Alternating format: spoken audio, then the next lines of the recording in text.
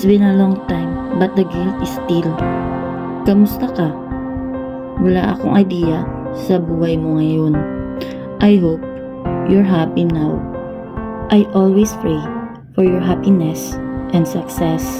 If I have a chance to see you again, gusto ko lang sabihin sa'yo na I'm sorry for what I did.